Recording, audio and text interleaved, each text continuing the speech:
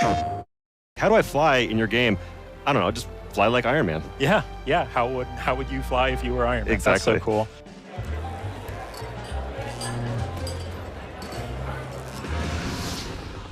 Hey everybody, welcome back. Justin here. I am joined by Ryan Payton and Ryan Darcy from Camouflage, and we're taking a look today at Marvel's Iron Man VR. Ryans, thank you for joining. Yes, not confusing at all. Not at all. Two Ryans. I will. Can we get like a counter in the corner of the screen to track how many times we get mixed up and the wrong Ryan answers a question or something? So yeah, I'm not gonna get too into like specific questions and everything up front. I think I want to start by just taking off here. Let's get into this. Let's become Iron Man here, and maybe either Ryan, if you can just kind of talk us through what we're seeing, what we're experiencing, and what players can experience for themselves when they download this demo. Yeah. So at the very beginning of the demo, you're actually getting the very beginning of the full game here, which is where players learn how to fly. Nice. They're Tony Stark. They're in their new Impulse armor suit, and yeah, we've been working a lot on this tutorial, but here we go. Ryan Darcy, let's take off. Okay. Mark III test. How cool is that? Oh, starting with maneuvering thrusters. Hands by my sides. Palms back. So he's kind of talking you through how to fly as Iron Man, because it's not as simple as just pressing a button or just like instantly levitating. You have to be Iron Man. You have to use these repulsors, these hand-mounted repulsors, to kind of control your flight. Exactly. Yeah. Coming from the PlayStation Move controllers, you hold them in your hands. You pull the triggers back, and the thrusters are coming out of your palms, just like Iron Man, right? So that's what we typically tell people when they ask, like, how do I fly in your game? I don't know, just fly like Iron Man. Yeah, yeah. How would you fly if you were Iron Man? Exactly. That's so cool. Oh man, how is that immediately when you were starting to begin work on this game? Is that immediately like, well, that's how flight's going to work, or were there other options, or were there other flight schemes that you looked at before? When we started this game over 3 years ago with Troy Johnson, the lead engineer on the game, he on the gameplay side, that was the first thing he tried. He's like, hey, if we're gonna go pitch Marvel and do an Iron Man VR game, it would make sense for the thrusters to come out of your palms. Let's just go try it. And we never thought it would work as good as it did. And it's a miracle because prototypes typically don't go that well. I want to say within the first 48 hours, we thought, we have some magic here. That's awesome. Yeah, and that makes for some really interesting combat situations later in the demo as well. We're seeing some of that here with the repulsor blasts. Is that the right term for exactly. that? Yeah, and so, back to that PlayStation Move controller, you hold it down, you're pulling the triggers when you want to fly forward, but when you want to shoot, just like Ryan Darcy's doing right now, you extend them out and face them up like kind of horizontal, right? So the shots of the repulsor blast are coming out of your palms. Nice. Nice. And it looked like when he was kind of hovering over those, it looked like there was just a little bit of assist going on there to make sure that it feels good. Oh, right? yeah, we're cheating all over the place here. It looks all really natural, but under the hood, lots of different aim assists, flight assists, these invisible bumpers, all these areas and amazing tech that the team built to make sure that it's as comfortable as possible while you're being Iron Man. I feel like that's kind of that's a motif that we've seen in a lot of VR games up until now, is the idea of developers finding transparent ways to help the player so that it doesn't feel like they're getting help, but it just makes the experience feel more comfortable, more natural. Absolutely. And one of the things that we knew we wanted to go out with this game was we want to spend a lot of time making sure that it didn't feel experimental. We wanted, because we know that people love like the smaller VR experiences, trying out little things. But I think that as VR has matured, as the PlayStation VR platform has matured, players want a meatier experience. And this is the extra time that we got recently has really allowed us to kind of smooth out the rough edges and build on all these learnings that other VR developers have taken and have a game that just feels really natural and really polished too. Yeah. I love that sunset shot that we were seeing there. Is it sunset or sunrise? Which way are we facing? This is a sunset. Sunset. Okay. Yeah, because we're out here in Malibu here, nice. Our team just did an incredible job. It looks gorgeous. Yeah, even on this giant TV, it looks awesome. It looks really clean. We are in some sort of aircraft. What are we seeing now, Ryan Payton? So we are in Tony Stark's private jet. We wanted to, in the demo, not only have kind of gameplay action missions, but also have cinematic moments to show off that the game has, both a really great story and great action moments. But for the sake of this video, we figured, hey, let's just like show a little bit of a teaser. We don't want to spoil the story too much, and then we're just going to kind of cut into a little bit later. In this can we at least open the suitcase? It's telling me to open the suitcase. I gotta all right. Well, let's do it. Okay, and then we'll. Okay. Oh, nice little. Well, we got to there. show a little bit of it, right? Okay, maybe a little bit. All right, there we go. Who knew there was an Iron Man suit in there? That's so cool. Okay, let's skip ahead a little bit. All right, so it looks like things got a little bit worse for Tony. Yeah. What's that? The meme that escalated quickly? Yeah. Things have definitely escalated rather quickly here. And so, yeah, Tony is free falling out of his damaged private jet without his suit.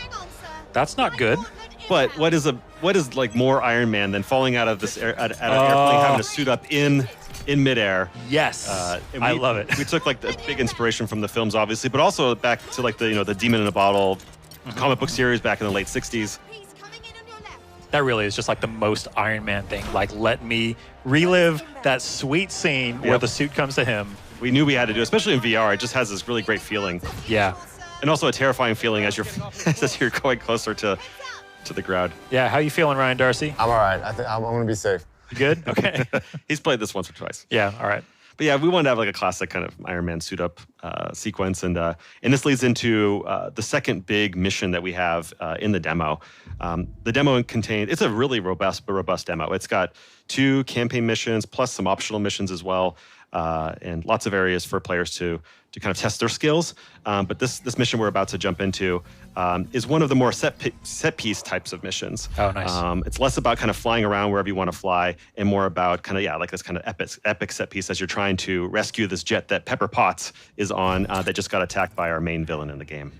Yeah, seems pretty important. Yeah, it's very important. Yeah, we can't let Pepper, fall at the hands of let one bad of our things big, happen yeah, to Sweet one of Pepper. our big villains. All right, so Tony's back in business. He's got his suit equipped or his armor equipped, and then How fast can you cover 1,500 meters? This fast. This fast?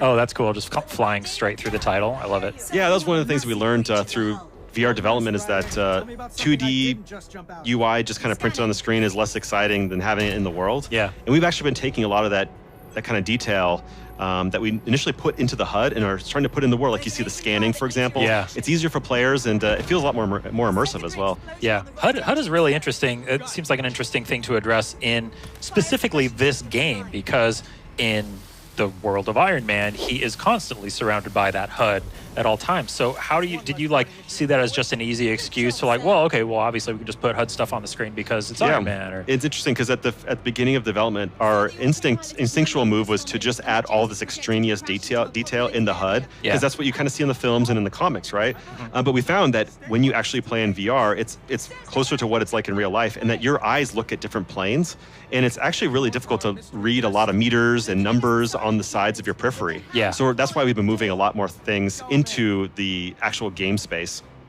That being said, though, it does feel cool to have all these things in your periphery, even if you're not necessarily looking at them all the time. Yeah. So here we're finally introducing the player to one of our early and easier enemies.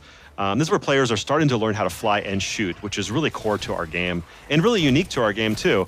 And that's why it's taken us so long to, I think, really nail the core mechanics and introducing the core mechanics, because there's not a lot of games out there where it allows you to fly at 250 miles an hour and shoot repulsors out of your palms, right? Just back to the UI and the HUD for 1 second. Sure. I love that you've got some of the parallax stuff going on with it, so that it gives it more of that 3D feel. I can only imagine we're just looking at a 2D output of the game right now, but I can only imagine in the headset that must look much cooler. Absolutely, yeah. It's one of those challenges of showing off the game on a 2D presentation, right? Where the game just looks and feels so much better and more immersive when you're in the PlayStation VR headset. That's true of any VR game. Absolutely. Like anytime you try to show off a VR game, it's like, no, but trust me, everybody, it's way cooler once you're inside the headset. Yeah, and it's absolutely true, So right here we have just like one other kind of wave of enemies. But one of the things that I think is good to point out is that working with Marvel, one of the things they helped us understand midway through development, with the cool rocket punch, Ryan Darcy, is that being about what's like to be an Iron Man and being a superhero isn't just about just punching and shooting your way through problems. It's about also doing heroic things. So midway through development, we actually added a number of elements to this mission, for example. Like you saw a little bit earlier where Ryan Darcy was putting out the fire through fire suppressants that are coming out of his repulsors.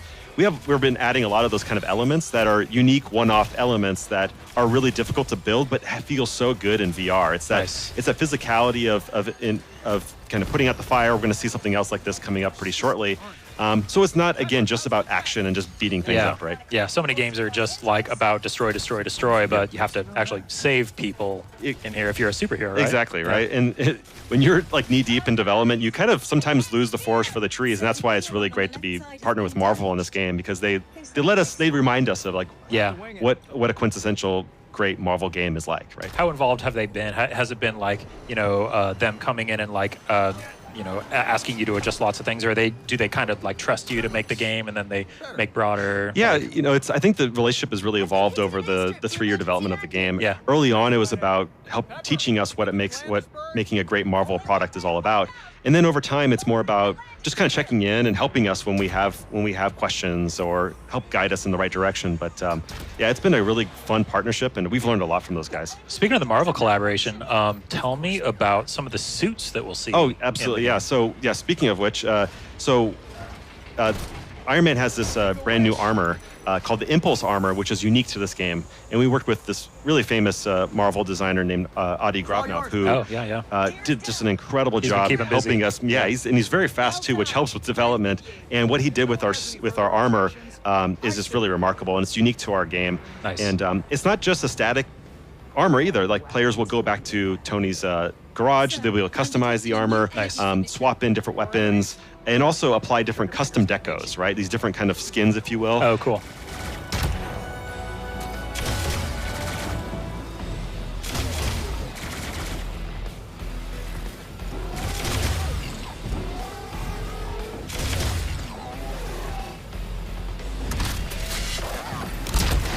Oh, so you're alluding to like unlocking them like by way of in-game challenges? There's various ways to unlock the custom decos, as well as the different augments and weapons that you can apply to your Impulse armor as well. Sweet. And here what we're seeing is the skull. It's one of a little bit harder enemies that have shields, and requires players to learn how to not only fly and shoot, but also dodge when they're coming in at you. Oh, yeah. Like, for example, right there. Nice, right? Oh, that was a nice like side boost. Yeah, exactly. That was cool. Oh, nice. Do that rocket punch to open them up. Yeah, it just feels really great. Yeah, that's awesome. Boom. Oh, it doesn't get old. Nice. Ryan Darcy, is that rocket punch getting old for you yet? Oh, no, I love it every single time. That's great.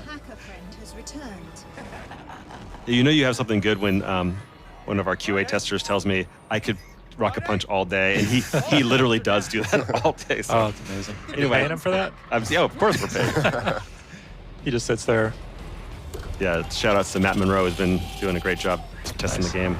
But here, so we've got a little bit of trouble here. Another enemy that we're introducing here, named the Revenant, is putting Pepper in even greater peril here. So Tony's been hacked out of his suit for momentarily. Friday helps him get back online, and now it's up to this kind of epic conclusion to this mission as Tony has to boost his way down to this jet that's facing imminent danger. I think Ryan's got this. I don't know. There's a lot of debris in the way. There is. Pepper's counting on you. Oh man, something like clanged against the armor there. And thankfully, we've got Pepper, we've got Friday here to assist. Yeah. And that's one of the fun things about working on this game as well, is that we get to integrate a lot of really famous and fun Marvel characters. Yeah. In addition to like Nick Fury, we've shown off, Ghost, and we've got a couple other characters that we haven't yet revealed. Ooh, secrets. Yes. Can't wait to learn more. Can he do it? There she is. All right, Ryan Darcy. I'm gonna make it. Moment of truth. Take my hand! Tony! Nice. Yeah. Nice. Pepper saved. Nice job. Whew. Action-packed. Nice. All right, Good so job. that's the conclusion of one of these main campaign missions in the demo. Ryan Darcy, thanks for doing just a great job showing off the game. Justin, thank you so much for all the great questions. And, Thank you for being here and for shedding so much light on the development of Marvel's Iron Man VR.